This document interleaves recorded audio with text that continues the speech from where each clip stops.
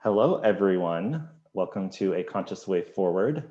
I am here with my friend, and I'm really excited to have her. I think she's guest number 3 or 4. So I picked people early on. Oh, it's 11:11. No coincidence. Oh, cool. I picked people that I really admire and trust, and I know they have a really great message to share. And so I always like to ask my guests to just share a little bit about themselves so that we can hear from their voice for the audience that might not know them to learn more about our guest today. How are you? Thank you for being here. Hi, thank you. I feel blessed to be here. First of all, I have to apologize if for the people who actually see my video, they might see some saying like, I have brushed my teeth. It's just a virtual background. Uh, I'm Dr. Arayeh. I have a PhD in psychology. I'm a certified life coach and I'm mindful living conscious parenting coach as well.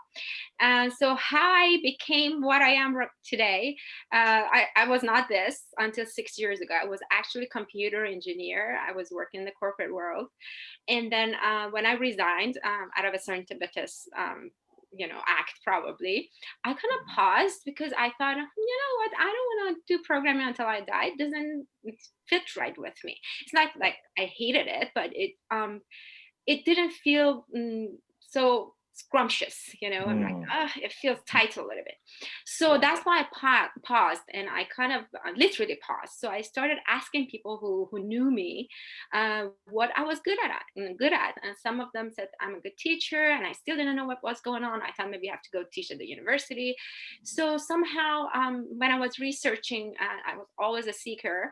I was researching on the internet. I started with the movie Secret because I mm, had it, for a long time. I never watched this. I thought I have time, let's watch it. So that brought me to this coaching institute. I got their mm. service. I started learning about the power of subconscious mind. And then after some time, they told me, why don't you become a coach? So I became a certified life coach. And then my coach, who was kind of a spiritual person, he introduced Dr. Shafali to me. So Mm. he was the one, because he saw I was really struggling with especially my daughter. My daughter was so jealous of my son. She still is. So that's how I was instantly, it was that the urge in me kind of brought up to the surface. And I said yes. I became a coach. I followed Dr. Shafali since then. I was at her first summit in Long Beach. I think I saw you on the second summit in New Yes. York, right? So so that has been my journey. And I found that conscious, even my clients who are parents, I found that this conscious parenting thing is just a mask, Mm, because actually it is about life coaching. It's about mm. you learning about yourself, learning about your triggers, and really understand that even like with the people who are doing spiritual work, I see that they're so good at decoding everything, but when it comes to their children, they stop. It's like when it Mm. comes to their children, they still have to follow, they still have to obey, kind of. So it's interesting for me because our children are the best teachers Yes. for pinpointing our past wounds and help us heal them. So that has become my passion now. Now I give conscious parenting talks to schools. I have ongoing, I'm actually hired by the school district to teach conscious parenting on an ongoing basis. Nice. I just wrote my first book and it's going, for editing, although it's not on conscious parenting, but Mhm. it has some examples of parenting as well. Okay. So this has What's been, the book about? so this is the first time I'm actually announcing the title. Oh my gosh. I never put it anywhere. Oh my goodness. So I probably will be called The Art of Living in Joy. Mm. So 5 steps to unshackle from suffering. So this is Yes. based on my 5-step system that I teach in my classes. All my classes, conscious parenting. I actually have a class called The Art of Living in Joy Okay. that I teach locally, also online. So it's the 5-step. It's there's mindfulness in there. There's healing the inner child. There's triggers, shadow work. All sorts of things are combined in these 5 steps. So it's kind of like a acronym. Pause. So you Mm. just pause and then you go through the steps and just need the time to so you don't react. So that's Yeah. the bottom line. Okay, well, I'm so excited that we got to hear the preview here first. And I also, didn't you just become a doctor? Yes, I have. recently? I became a doctor actually last year. It's 1 year. I cannot believe it. December 19th. So in 9 days will be 1 year. So I have a PhD in psychology, but I'm not a psychologist. And the reason is that I do believe Western psychology is not complete. And Mm, that's why I decided to stay a coach, but I just use therapeutic, tools and okay. all those things. 30-40% of my work, but I have like an integrative approach to human being. I don't believe in labels so much. Yeah. I don't believe in medicine so much. So I just believe that our body is self-healing, and we just, Yes. for some reason, systematically, we were not taught. Mm, We were actually taught the opposite in education right. system, in our culture, society. Our parents didn't know. So we kind of sleep. We just need to wake up and find the answers within. So that's my Yes. yeah. And there's a theme with us because when I talked to you about a year ago, you had just completed your dissertation or something to that effect. Do you remember that? We were talking about something Oh and we yeah, got yeah, on the yeah. phone. You were the first. Oh my, look at So this that. is the theme. Oh my goodness. So that you were the first person whom I Hmm. told you that I And I don't passed think we my had ever talked exam. on the phone or anything. Like we just somehow the universe connected us and I was like, oh, let me Oh, talk to her. And then you told me. oh my goodness. So you're a good omen in my life because all the Apparently, things. anytime you're doing something new or it's something, a big hurdle, just make sure and call me, okay? Oh my goodness. You call me. I'm not Yeah, gonna. I'll call you. That sounds great. Okay, so one of the things you said that I thought was really interesting is with parents, they can do a lot of the spiritual work and a lot of the things that, listen to the courses, listen to the different teachers, and then, but when it comes to their kids, it's like something's blocking them. So what have you found is like, what's the block that's kind of making parents want to avoid that one really juicy place to learn? Yes, I do believe I actually had a question last night from in my class. There's this binary voice in our brain that says, no, no, no, they have to follow me. They're my kids. I Mm, own them. right, So no right. matter how much work we have done on this, because the whole society, the whole world is based on that, we still think that on some level. So it's very, very unconscious, but it's like fuel under, it's just kind of like a dormant volcano. So we have to Yeah. do, so here's the thing, there's no potion out there so you just drink it and be done with it.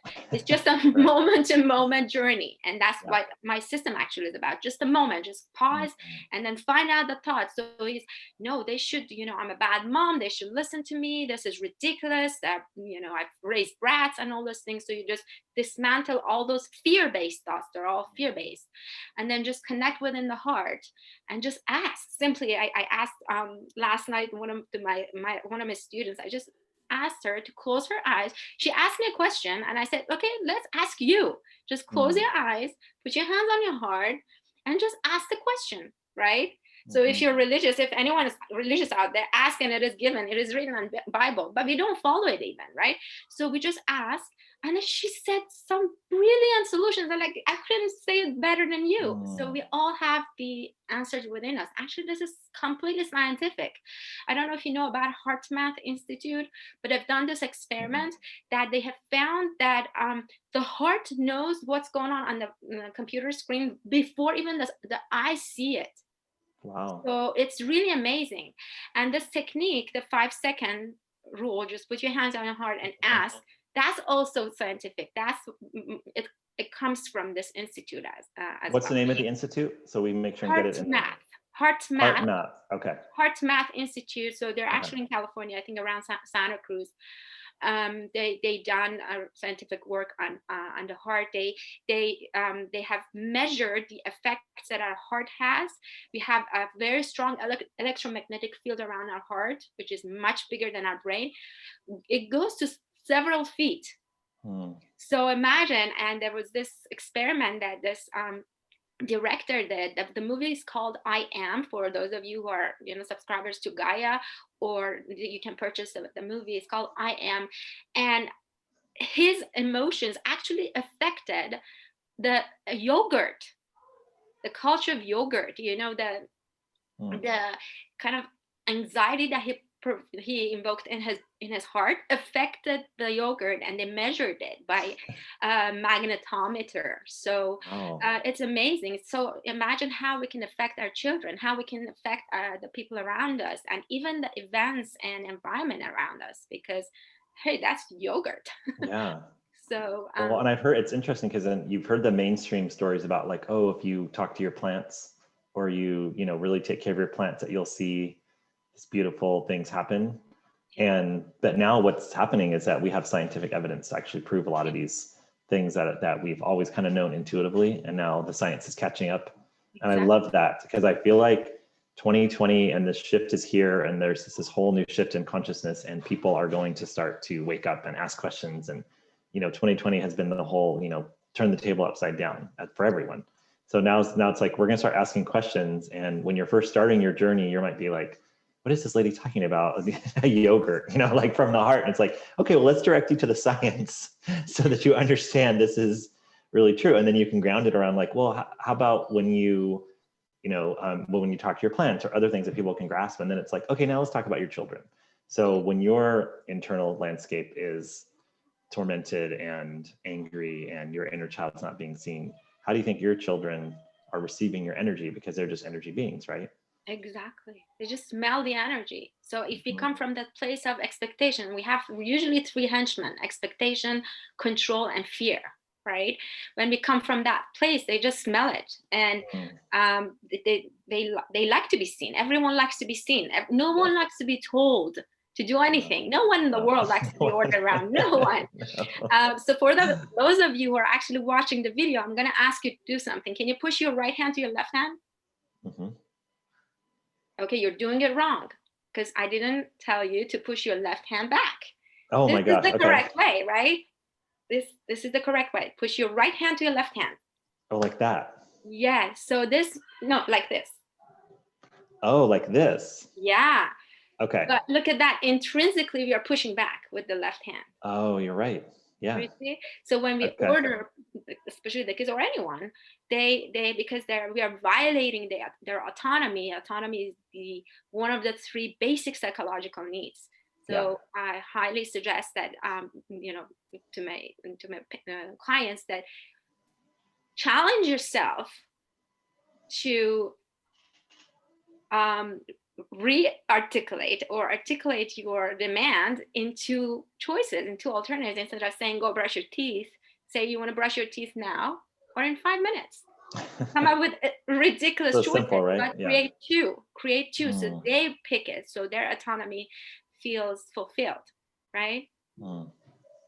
Yeah, no, that's so simple. It's so simple. And what you were saying about people feeling like everyone wants to be seen, people want to be autonomous. And I'm thinking about just what really happens is that kids want to be autonomous. And then like just the way I did my hand or whatever. And then that's how they go through their day, is just constantly going against what their intuitive flow might be, because the adults in their lives are saying, no, do this, do that. And I see it at the school with the kindergartners come in as really free, open, and literally through the year of kindergarten, I see the parents, of course the teachers they have their conditioning and all that, but there's something about kindergarten where the teachers are more free because there's not as much academic pressure and all that. There's a lot more than there should be nowadays, but what is that thing? Everything I need to learn, I learned from kindergarten, So it's all about like sharing and caring and all that. So the teachers, but with the parents, like I see them when they drop off and they're always like, come on, hurry up. And I always say to them, I always joke with them, I try to use humor, and I say like, oh, you're really trying to teach your kid how to be more like an adult, huh? Like they're 5, like it's okay. And it's like, and they're like, brushing his teeth, and he's, now I have 1 minute to get him into school. And it's just like, this is the way they're experiencing every day of their life, like exactly. Okay. And this is no judgment. People aren't doing this because they want to be mean to children or anything like that, but it's just the way we've been conditioned and the way that we think we should raise our children. Yes, and it's so hard, again, as you said, no judging there, because we all do it. I'm like, at the beginning before the video, I said I'm a really brilliant conscious parent coach, but I'm not a brilliant conscious parent, because it's really difficult. I know the theory, right? But even I do it once a day, I'm happy. And let me tell you, like 6 years ago when I started, when I lost it, I would probably ruin 1 week.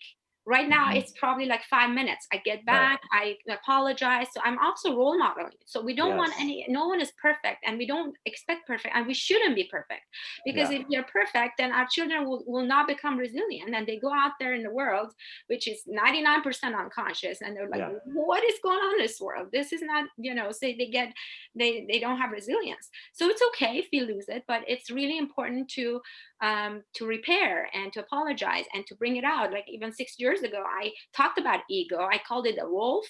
Mm. By the way, a wolf is good. Ego is good. Yeah. It's a protective mechanism that was built from 0 to 6 years old in order to protect us, Yeah. so we could survive. So it's okay. Mm. Mm. But I called it a wolf. So I told them, that was my wolf. Sorry, mommy shouldn't have yelled. I got unconscious. And now we call about, we just say consciousness, unconscious. But before I called it a wolf.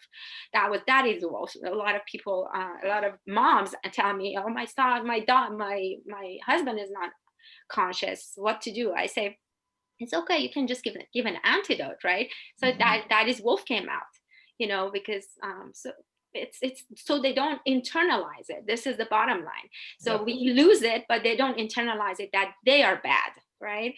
So they know, okay, mommy lost consciousness, but it's a lifelong journey. We shouldn't also feel horrible, especially the coaches and therapists out there. I know, like I myself had so much guilt. Right now I'm like, whatever, Right. I'm human.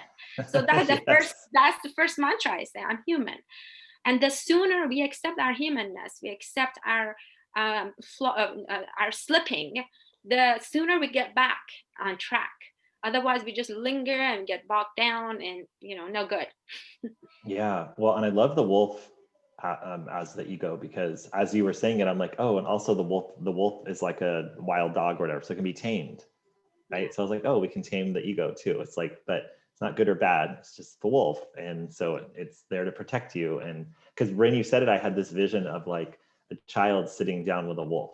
Like you see those movies or those videos where there's like somebody in Africa with a lion, and they're just like playing with it because they're so conscious and they're so still and Yeah. present, that Yeah. it's just a playful. So when I saw the wolf, I was like, oh, I could see a child being like, oh, I like mommy's wolf. Sometimes she's crazy and sometimes and I Exactly. know sometimes I have to pet her a little bit differently. And like, but the ego kind of gets a bad name in the spiritual world, and Hmm. it Hmm. can kind of be like this bad thing. And then that part of within you that wants to be seen, now you're pushing it down and not seeing it even more, because you're like, oh, that's an egoic this or that, or that's this inner child. And really what you need to do is actually really see it. So I love the wolf, Yeah. as I've heard it called, like the Susie Lula calls it, the survival self, which I think is a About good, myself. Yes. right, survivor self. Yeah, so I like different names. So the wolf is really, really beautiful. And then the other thing I loved is you talked about embodiment, and I think that is everything we're doing. We can call it teaching, but really it's embodiment. So you're with your own kids, you're embodying the practices that you teach, I even though hope I try. well, that's what I was gonna say. You're Yeah. trying, and you're a human being. And so we could put you up on a pedestal and be like, oh my gosh, Dr. Arayeh, she's got a PhD. She had the courage to leave her job and all these beautiful things. She went from engineer to parent coach. And then you're like, wait, people, I am all those things, but I also just like lost it with my child. And you have a 13-year-old, correct? So you I have have a 13 and 11. Yeah. 13 and 11. So you have a child. Is your daughter 13? Yes, my daughter's Okay, so you have 13. My son is son's 11. just turned 11. Yeah. Okay. And my kids are 10 and 7. So we were joking that you're like at a different phase in the the parenting journey. But like but if you're just working on embodying your truths and embodying your conscious journey, then that's all we can ask for Yes. anyone, for you, for Even a anyone listening, second. right? Even a second. Like Mm-hmm. John Kabat-Zinn, who brought mindfulness in Western world, he says any moment of mindfulness, the moment for celebration. Even Right. a second, like because I like my PhD dissertation was in mindfulness. I've Mm-hmm. researched mindfulness academically, Yeah. and I can say with conviction that we are barely mindful throughout the day. Yeah. Barely, not even a second. Yeah. Like, unless we meditate, unless we know what we are, we're doing some inner work. But if not, it's just we are completely, on autopilot. Yep. Maybe when we see, I don't know, a sunrise or a sunset, it's like, oh, Right. awe-inspiring. Right. inspiring. Right. That's the moment we come to the moment. But other than that, like I read this book, The Joyful Wisdom, 10 years ago, and it's written by I never remember his name. It's really hard. Rinpoche, and he's a Okay. monk. And it was like I never saw a tree until then. Seriously, like he asked to go watch it. I'm like, whoa! It's like it's the first time I'm watching a tree, and I'm like, I never seen a tree.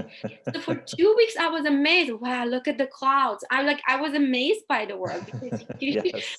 because we don't really No. truly see. We just No. pass by because we're consumed by almost 100,000, average 50,000 thoughts every day.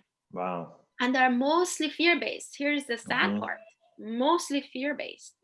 So, and that's why we age, that's why we have disease. When you were talking about science, for example, when people say, oh, have good thoughts and your flu will go and all those Right. things, people say that's woo-woo.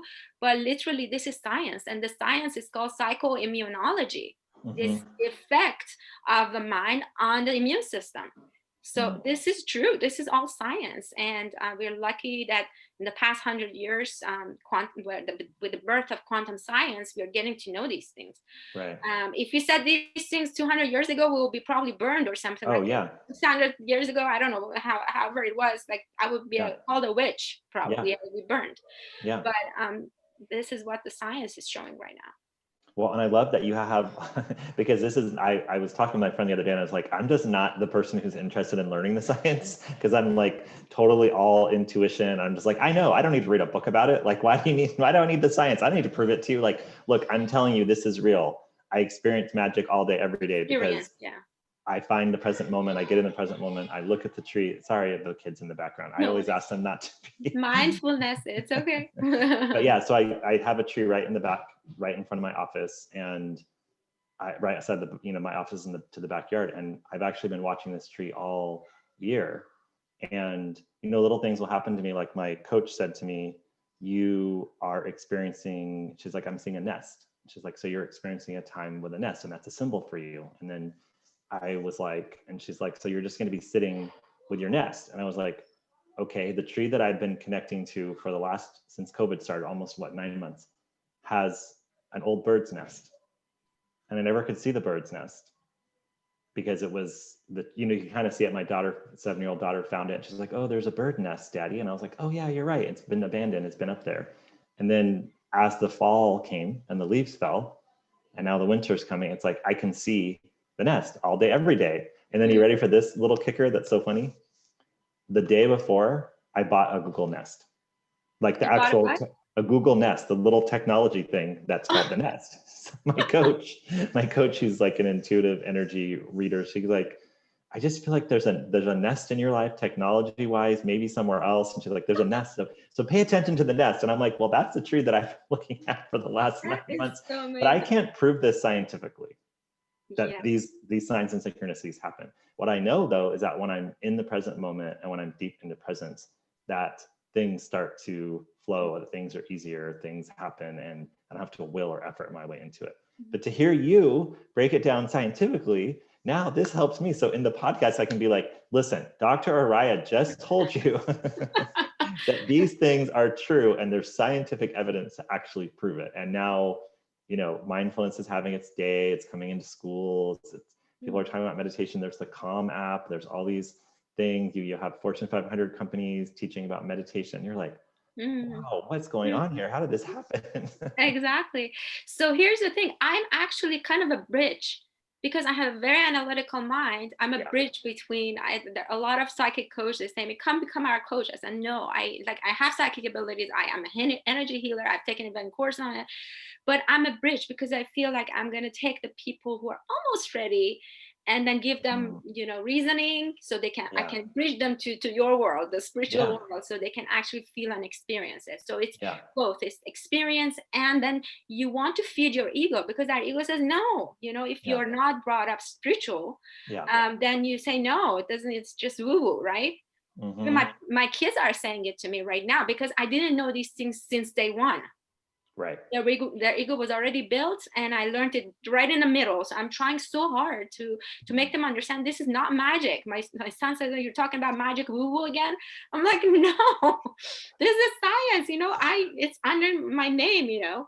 So my dissertation for your audience that like to have like a really quick way of segue to meditation actually was 3 mindful breathing micro breaks, 1 minute only, 1 minute. Okay. Mindful breathing micro breaks throughout the day will increase well-being. 3. Only 3. Recovery from stress and present moment attention. And why is that? Like I meditate 2 hours every day. All right. I'm not telling you not to meditate, but I'm saying even a second, if you have time. And the reason I did this, because what my clients, like I told them to sit for 10 minutes and like, no, I don't have time, like 10 minutes. So I said, you know what, I'm going to prove that only 1 minute will do the job at least a little bit. So, and it's very simple. You put your 3 alarms on your phone and you close your eyes, and you can start with 1, 2, 3 deep breaths to your belly. But then you just focus your attention on your chest, maybe where it goes up and down, you know, and the breathing. Thought comes, you detach, you come back to breath. Thought comes. Let's do it for 1 minute. Let's do it for 1 minute. Let's do it for 1 minute so people can see that it's actually 1 minute, but it feels like a lot longer. So what would you have us do for 1 minute? Okay, let's just close your eyes, erect spine, take a deep breath through your nose to your belly and out your mouth. One more time. And out your mouth. You can also keep your eyes open. Now direct your attention to the sensation of your breathing on your chest, where it goes up and down. The thought comes, imagine it's just a cloud, you're the sky, let the cloud pass. Come back to breath. Another thought comes, oops, I'm thinking, imagine it's a wagon on a train, let the train pass, come back to breath.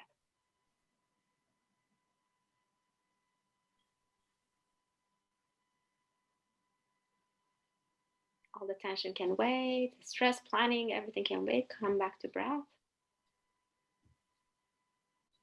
You can open your eyes, and you can also do the same thing, dual awareness. Keep your eyes open and focus on your breath, on your chest. That's it. Didn't you feel? That was 1 minute. Shifted everything. Yeah, just 1 minute. As I said, like even second. Yeah. So this is science. Yeah. You know, since last year, it's science. So this is the shortest. My dissertation was the shortest. Examined the shortest duration of meditation. So we have had 5 minutes, but we had 5-minute guided meditation. No one did 1 minute mindful breathing, like in form of breaks. Right. That's why you need to put like reminders on your phone. And then really pause. And you can do it with open eyes as well. And even if you're in the middle of something, even for 2-3 seconds, you just become aware of your fingers that are just stroking on the keyboards. Just that will strengthen the muscle of mindfulness. Because as I said, 100,000 thoughts, that's too many, right? It's just, I think around 30 a minute or something. It's called mind wandering. We're always mind wandering. You're never focused on the present moment experience. We're not doing it. That's why I suggest you're drinking the tea, really pay attention to the taste. You're eating something, are you tasting at the tip of your tongue, at the back of your tongue? Use your senses. Think about it and thank the farmer, for example, for the food. Just that's your present moment experience. That's what you need to be. And that's how, actually, if you want to talk spiritually, that's how we dry off karma seeds. Because karma is the cause and effect, and it's coming from the past, either generational pain or from past lifetimes, if you believe. So everything is in the past, or from childhood, right? From childhood. But if I have this neutral experience of eating food, and I focus my attention on that experience, I'm drying off their effects. Right. I'm no longer the prisoner of the past, because I'm choosing to use my senses, my 5 senses, which is simple, right? For myself. And then the more we do this, the more we are strengthening the mindfulness muscle, and the more we can create that pause, that space between us and the trigger of our children. They don't want to brush their teeth because our brain has learned to create the space and not act on it, not be reactive, right? So it's like building a new muscle in a way. A new practice, Yes. a new. And in this practice. Yeah. So And it does rewire the brain, correct? Like it actually. that is what we're doing. Okay. We are rewiring the brain. Yes.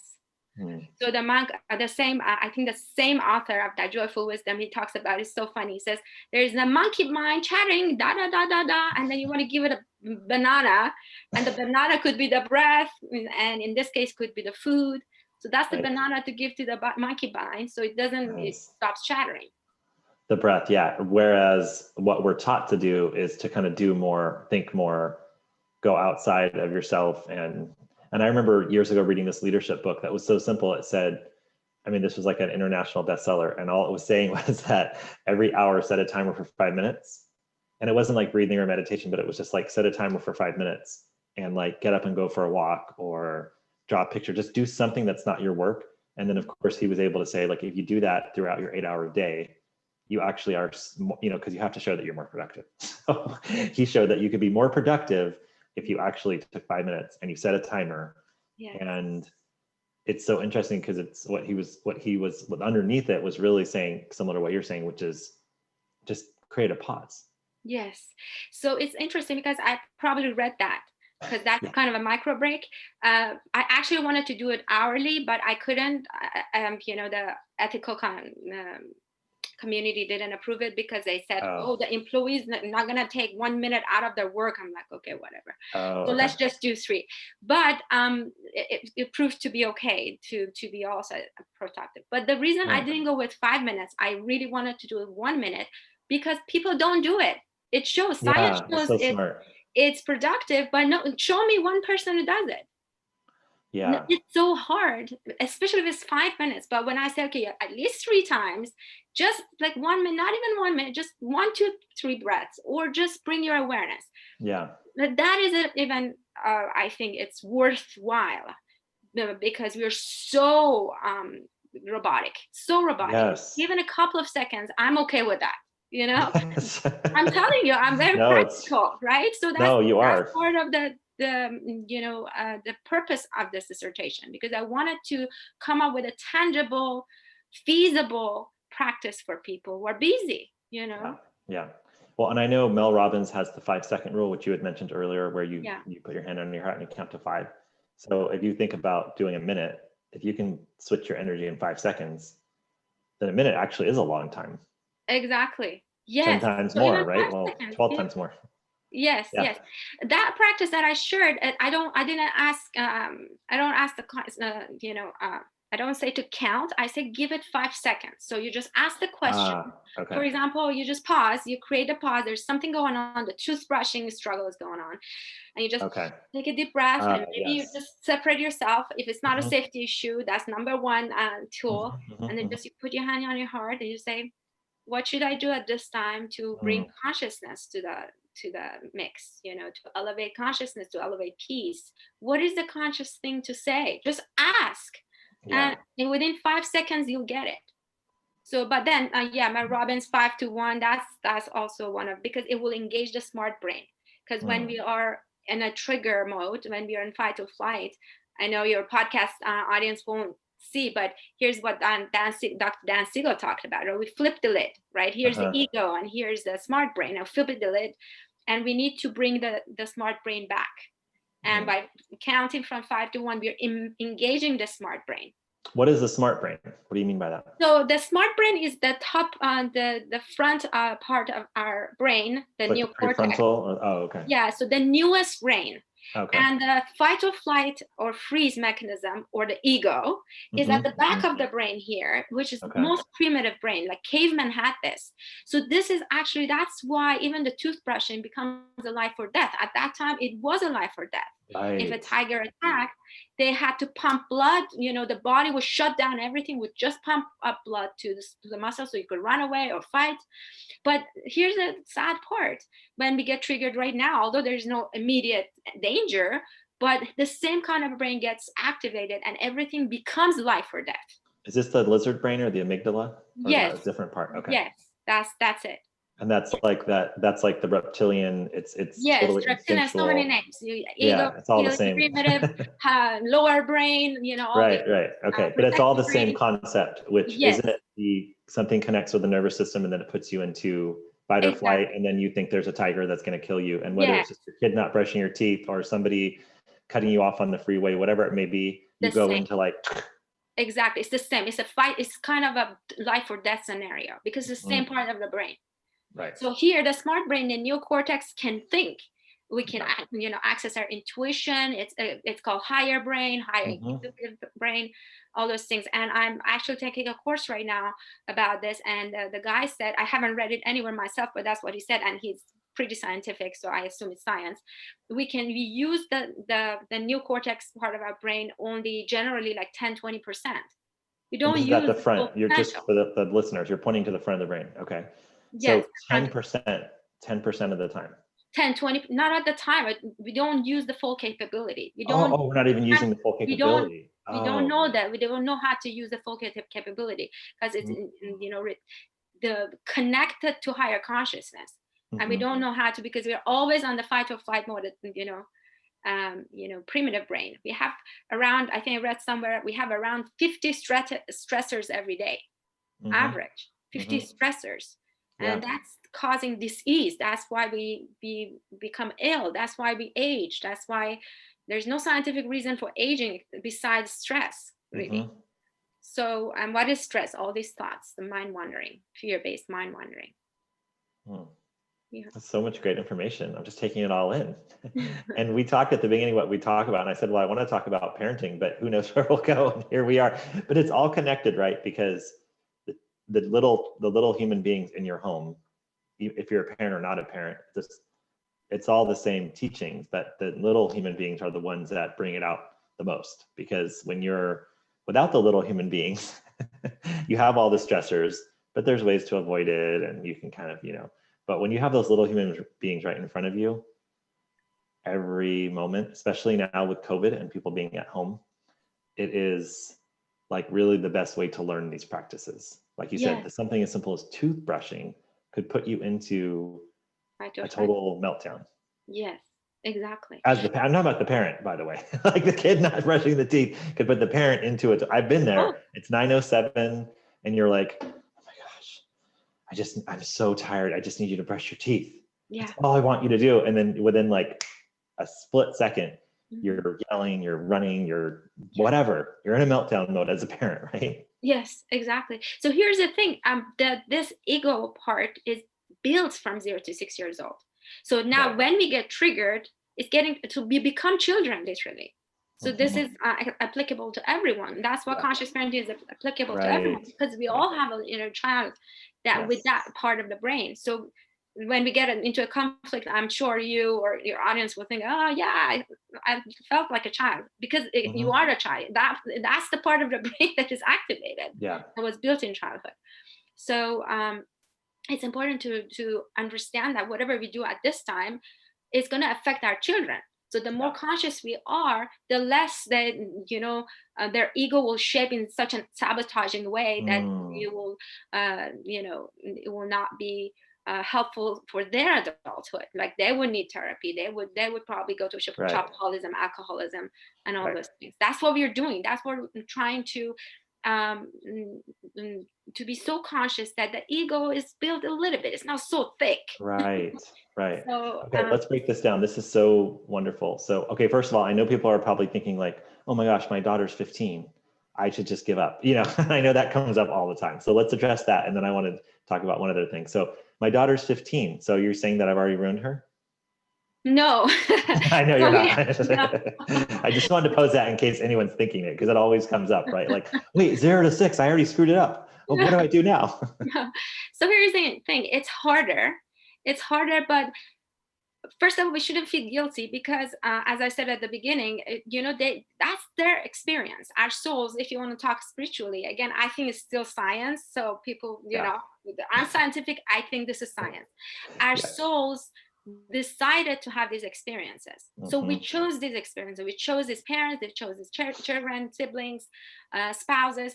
in order to create a scenario, as Shakespeare said, this world is a stage. We are all players, right? To create a scenario so we can learn our lessons. We can find those past wounds and heal them so we can grow. And it's going to repeat. If you believe in lifetimes, reincarnation, it's the same pattern, right? So if you become awakened, we do not feel guilty. We do not feel resentful. We say, oh, thank you for teaching me. Thank you. Let's get to work. So we become like teammates, like soul contracts that people talk about. We become like teammates. So it's okay. This 15-year-old soul decided for his mom not to be conscious until 15 and just turned conscious all of a sudden, right? So it is what it is. And let's work with this moment. How can I, it's all a personal journey. How can I love myself more, be more peaceful within me? And the more we do this, again, science, it's going to affect the child. And they can even switch like that. So like spontaneous change is also possible. But of course, because we have more programmings, it's going to get harder. We need more practice, but it's okay. It's life. What are we doing? This is what we're doing here. That's why we chose to come to this. I call ours the toughest classroom. We chose to come to see, to move through and to not suffer, because pain is inevitable, but suffering is optional. Suffering is here. Right? It's the interpretation we have about the events. So it is what it is. This is my life. Where do I want to get? I want to die sooner. This is my life right now. Okay, 15-year-old who was slamming the door. Right. So this is my life. Let me just figure out what to do consciously in this moment in order to elevate the consciousness of myself, my daughter, and the world as a collective. So that's just a life journey. It is what it is. But there's one experiment. It's really interesting that you brought it up. So this guy asked the mechanics to kind of modify this bike in such a way when you pull your podcast audience won't see, but if you push it to the right, push the wheel to the right, it will go to the left. So they switch the whatever. It's not a wheel, but what is it? The handlebar. Handlebars. Handlebars. So they switched it. It took him 6-7 months to ride this bike. I believe it. There's a video that out in the YouTube if you want to search. But for the boy, for his son who was 7, it took him 2 weeks because he has less programming. So it's easier to break up these programs. So it is what it is, though. It's our experience. And so just accept it is what it is. My daughter's 15 now, and it says I don't have a 15-year-old daughter, but I just picked somebody who's kind of closer to the end of what we call adulthood. But the part that I really wanted to make sure people heard is what you're saying is, if you can really work on yourself and just know that your energy there's a ripple effect. And if you can really focus on that, and that, so as a parent, the more you can do that, the less the ego will be, the wolf will not need to be tamed as much. Or it'll be a nicer, gentler wolf by the time the child is 25 or whatever, but it'll still be a wolf. But if you can really use the conscious parenting practices as best as possible, don't beat yourself up all that, then you are creating less of a kind of raging ego. Is that what you're getting? Yes. So here's the thing. Life is a solo journey. Okay. I always say, like, we are not responsible to make anyone happy, not even our children. Up until 14 months, yes, please go ahead. Don't let your child cry at all, not even a second. Attend up until 14 months. But other than that, the happiness even of our child is not our responsibility. So our responsibility is to create the space for them to move through their difficult emotions. So when we release that responsibility, that burden, then we become, okay, you know what? My only responsibility is to me. So when we have that inner peace, when we know what's going on, when we attend to the inner child, so the inner child doesn't lash out on the child, then we're good. Right. And we're good. And we can always apologize. We can say, you know what, I didn't know this material. That's what I told my children, here's the new thing. So they don't think I'm bipolar. They still say it sometimes. Because I become unconscious, then I become conscious. And my daughter was like, what happened? You were just mad. Why are you kissing me? I said, you don't want me to kiss you? She said, so what happened? Like, it was last minute. I said, well, I went, did some chanting. Now I Ah. purified and I'm coming back. If you don't want me to kiss you, I'll be mad again. Just, no. And do you use your 1 minute practice yourself? I do. I actually had hourly reminders for 2, 3 years, but I wasn't successful to take them all, of course. But at least one time, or the more, as I said, even a second, even the more we do it, the better programming we have. Yeah. I was going to share with all the world's a stage. So my freshman English class in college, I had this professor that was about to retire, and everyone made fun of her because you know what she did for the whole entire semester? Because she she was like, well, I'm about to retire, so I have to follow anything that the university wants me to do. She had us read all the world's a stage. That's all we did. She had us read the poetry, the Shakespeare play. She had us read the Shakespeare play, All the World is a Stage. That's all we did for 16 weeks. Wow. Just read that play. And everyone's like, and I went to watch it live in the park. And as I look back on that, I'm like, gosh, this woman was a genius. If I was just at my 18-year-old self, if I could just take in all the wisdom that just read that play for 4 months and you understand everything, because it's all an illusion and all the world is a stage. And it's just a movie that we're actors and characters in the movie. And so I love that so much. And then trying to come back, I love the 1 minute piece. And I was gonna say one other thing about the so the 1 minute piece. So when I first started meditating, I bought a meditation book when I was 18 years old. Like so this would have been 1998. And I saw a book and I was like, oh, this is interesting. Let me buy it. And I think I actually read most of it at some point. But when did I start meditating?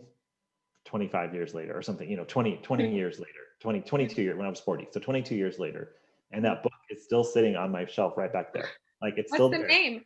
It's just called Meditation. And I don't know, I found it at I went to school at UC Berkeley. So I found it in, kind of the hippieville UC Berkeley. It was like in the bookstore. And back in 1998, sorry, this would have been 94 when I was 18. So, and then it wasn't until I really started doing the Shefali work. But even then, so I love that you say 1 minute, because even then I didn't do her meditation part until much later. Like I came in a few months later and she was doing the meditation, but at that point she was doing like 20 minutes. So I hadn't done, she started with like 2 minutes, right? She's like, just do 2 minutes. So then it was really hard for me, but I found this in UCLA, if you Google it, they have a guided meditation. It's like a guided mindfulness practice. And it's, I think it's 15 minutes and it's just a body scan. And I would just lay down because even sitting was too much. Because I had a lot of trauma as a child. So the sitting part, like my heart was like all this energy was within me. So it was like I couldn't even sit. So I had to lay down and just do that body scan for like a year before I could even do sitting meditation. So I love that you're so smart and practical to say 1 minute. Because then you get to feel I think you used the word scrumptious at some point in the beginning. Yeah. Like you get to feel the scrumptious nature of meditation, but the mind will take you down. And you won't do it. You won't even do 1 minute, or like you said, 5 minutes. Exactly. You're pragmatic enough to know if you had done 5 minutes, people have been like, oh, I don't have 5 minutes. Like, or they'd sit for 20 seconds. They'd be like, and that's why I wanted to do it together, so people would see, look at that. That was a minute, and did it just switch your energy? Exactly. So I think that's brilliant, because I still have so much, faith in it, because even if you do 20 minutes and 30 minutes, there's a majority of it, you're just mind wandering, right? But if it is 1 minute, your brain says, oh, it's just so short, let me do it. You're tricking it in a way, aren't you? Right? So don't tell, but yeah, you're tricking it. Exactly. So maybe you can do like 1 hour and you won't get 3 minutes out of it, but you are actually getting 3 minutes by 3 minutes. Well, and then Kyle C's had a challenge where he wanted everyone to do 1 hour a day, because he's like, it'll change your whole entire life. And gosh, I tried so hard to do an hour a day. And I think I might have, in like a year, I think I might have done like 10 times for an hour, because it's a long time to sit. But you don't even need the full hour. It does, you do go much deeper, obviously. Yeah, it's good. Like, as I said, I meditate 2 hours a day. Yeah, that's beautiful. Overall, I do it because I love it. It's not I just Yeah. want to do all sorts of things to them. So Because you built the muscle, you built the practice, and you rewired your brain so that it's you can do 2 hours because that's part of your practice. That's part of that's your program now, correct? Like that's your autopilot program now. It's like meditation is you've I switched it. don't want to say even it's self-care or a practice. It's me. Like I need that Yes. time to be with me. Yeah. It's part of my life. Do you understand? Yeah. So it's just we're human beings, not It's human like doing. sleeping. The rest of it, we are human doing. I'm doing Yeah. stuff. Yeah. That's part of my life. It's not Yeah. even self-care. It's not a practice. It's Right. part of my life. I love that. I'm Like sleeping. I'm living by myself. I'm like connecting to myself. Who am I? I'm connecting with my higher self. I'm hoping to get some, I don't know, conversations with God kind of voices I haven't Yeah. gotten, but I'm joking, but Yeah. Yeah. it's part of my life. So, Yeah. but I know people Yeah. who can do it, and Yeah. this would be the way to, to at least strengthen the muscle of mindfulness. Yeah. And then as we wrap up, just coming back to parenting, everything we've actually talked about is about parenting, even though we're not saying the word parenting every time we're talking about it, but really it is. And I love that you're not calling it a practice because it's like, is sleep a practice? I guess. Is it? No, Is it's it a all part of habit? our life. It's part of your If we don't life. sleep, we die. So it's part of life. And by the Yes. way, dream world is actually part of the, could be part of the work. We can actually do stuff in dreams if we know how to do it. So we can't just say, okay, we're just shut down. We are not shut down. We're Right. actually really awake in the dreamland. So these are all the things that we were supposed to know in school, and we don't. They're very simple. There's simple knowledge of life, like how life works, but we weren't taught because of education system. I have Oh to yeah. mention something, and I know that we have to wrap up. So I took a Yeah. course yesterday, and he was showing the first car and the most recent car, like Tesla, for example. So much improvement, so much advancement. First telephone, last telephone. First, I don't know, a computer, last computer. And he showed the first classroom and now the most recent class, exactly the same. I do this presentation at the school. It's crazy. That's how I start my presentation at the school. I'm like, hey guys, these schools have been the same for hundreds of years. That's crazy. That's broken, right? So these are the stuff that we were supposed to be, so our parents needed to know. But unfortunately, for some reason, our world is not benefiting from happy, healthy adults. It's just benefiting from sick, ill, unhappy adults. So. Well, you've inspired me in so many ways. And one of the ways is, so I have Heart of the Matter, which is the vision of Heart of the Matter is to create a place for families, create a place for people that are on the conscious journey to do all these things you're talking about. And also really reimagine the way we're doing everything, not just for school, but for parents, for families. And if COVID hasn't taught us that, I mean, this whole, outsourcing your kids for 12 hours to before and after school care, and then going to work and having a separate workplace, and then everything's changing. And so what I really envision and hope for Heart of the Matter is that it allows people to have the freedom and the energy to, this is the full circle back to you doing your dissertation when we first met and now launching the book, because this is part of my soul contract, is to help people find that space within them to do the new thing. So that's what happened. That's why we had this connection of when you're doing your new things, I happen to pop up into your life. So that's really the essence of Heart of the Matter, is to help people find the strength to do the new things. So there's a place where you can say, the schools have been the same for hundreds of years, and parenting paradigms have been the same for hundreds of years, and work paradigm, all these things have been the same for hundreds of years. And so now we're actually really being asked very aggressively by the universe to switch in 2020 to a whole new paradigm. So your wisdom, it really to me represents the new paradigm. And that's why intuitively I knew you had to be one of my first guests.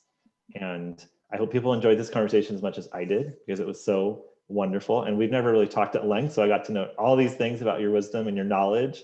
I love the connection of the spirituality with the science and how you're so practical. And I will be recommending people to you that are starting out, that are like, I just need somebody who's going to break it down for me and not do all this abstract woo-woo stuff that doesn't make sense or my mind doesn't want to believe. So that's a beautiful gift you have. And then do you want to share where people can find you so that we can just put it in the show notes, and in case people are interested in following up with you?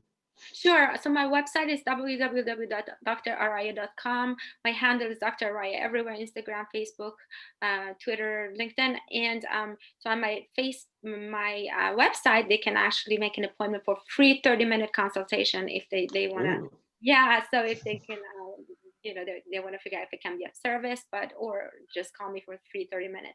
And also I have on Wednesdays, I just decided to do this Wednesday at 5 p.m. Pacific time. I'm going live on my public Facebook page, Okay. and David is going to be my guest next week. Yes. Yes. So yeah, Thank so you. come join, and if you have any questions, send me so we can talk about those. And also, you can be my guest if you have any questions, so we can do live coaching call actually, and if you're up Great for it. idea. Yeah. Great idea. Okay, well, I highly recommend people reaching out, and you are just a wealth of wisdom and a beautiful soul. And I'm so grateful that we got to spend some time together, and I hope people enjoy this episode. Thank you, thank you, thank you, thank you, thank you. Thank you. I'm honored. Thank you. All right, talk to you later.